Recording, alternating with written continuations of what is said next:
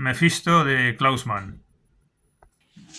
Bueno, Klaus Mann es una figura realmente interesante y este libro especialmente es el hijo mayor de Thomas Mann, se suicidó, homosexual, aunque al padre, que también lo era en parte, no le gustaba mucho que el hijo se prodigara tanto en esa condición.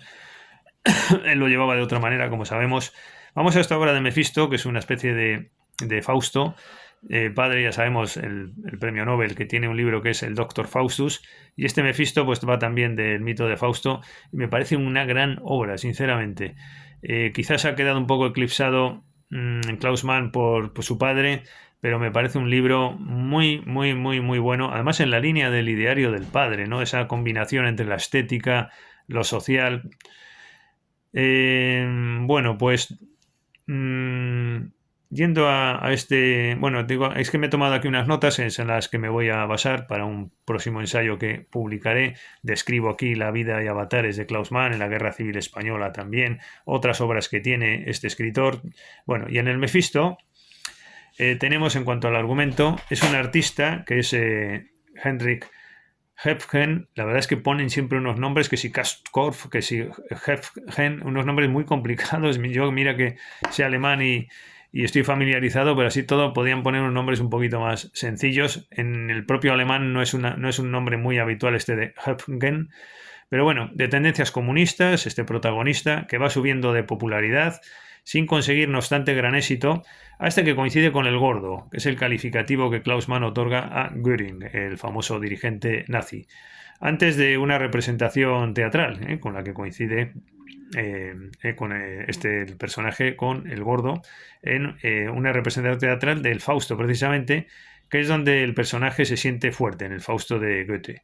Bueno, pues allí en esa representación teatral se conoce el protagonista como digo, con Göring, representando Fausto, ¿no? El protagonista, y haciendo esperar al público, y en presencia del mismo en el propio teatro. Se produce un encuentro entre ambos a modo de una representación teatral dentro del teatro, donde el protagonista se rinde al encanto del gordo y éste le muestra un apoyo incondicional, lo que provoca la felicidad de Heinrich Hefgen. Claro, lo que quiere es todo artista es el éxito artístico, ¿verdad?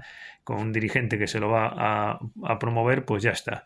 El éxito a partir de entonces es impresionante de Hefgen, de Hendrik, pasando a ser el artista más célebre del periodo. Ello le cuesta el divorcio y el abandono de su amante, una mujer negra, su Venus negra, pero también de la mayor parte de sus amigos.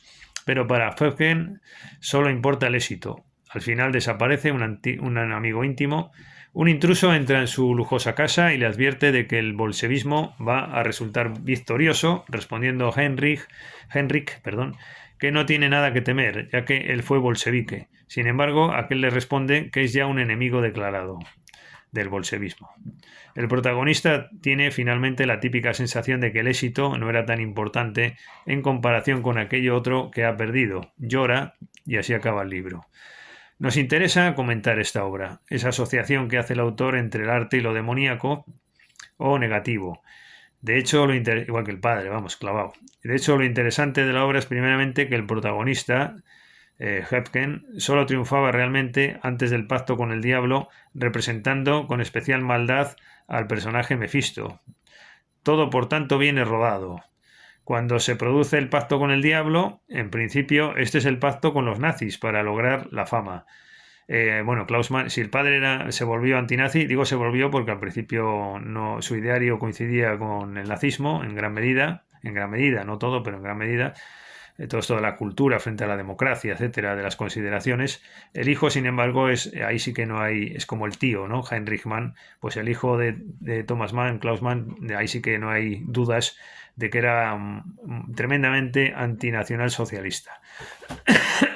Bueno, cuando se produce el pacto con el diablo, este es el pacto con los nazis para lograr la fama, pero porque no hay ningún otro diablo en la obra. Pero en realidad es el pacto que toda persona puede realizar con algo que es contrario a sus valores, con tal de conseguir algo. El artista se vende a la política, pero para conseguir un fin artístico. Hefgen no pretende medrar en la política. Él quiere ser un artista.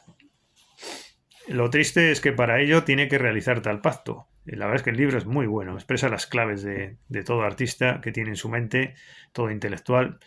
Esta última idea nos abre otra reflexión de interés, esto es cómo se consigue el éxito en el arte, de manera desvirtuada, al margen de los caminos que éste aporta, ya que el éxito se consigue por el pacto con algo ajeno al arte, en este caso a través del pacto con el poder político. Podría haber sido otra cosa, pero aquí ha sido así, es muy interesante. Es también interesante que el pacto es implícito, no se da un pacto como tal, y sobre todo que el pacto se desarrolla en un escenario, a modo de una representación más. La verdad es que la obra no tiene desperdicio en cuanto a la esencialidad del arte y al funcionamiento de la cultura.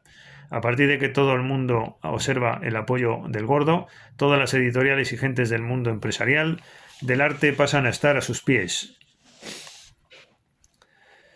Observamos pues el funcionamiento de la cultura, pero lo más importante es cómo para el autor, igual que para su padre, el arte propiamente dicho se asocia a lo diabólico o maligno. Solo así el arte es tal. Y el arte necesita para ser triunfo, y el arte necesita para ser, necesita triunfo. Esto lo decía hasta Adorno. Pese a que siente a haberse vendido el protagonista.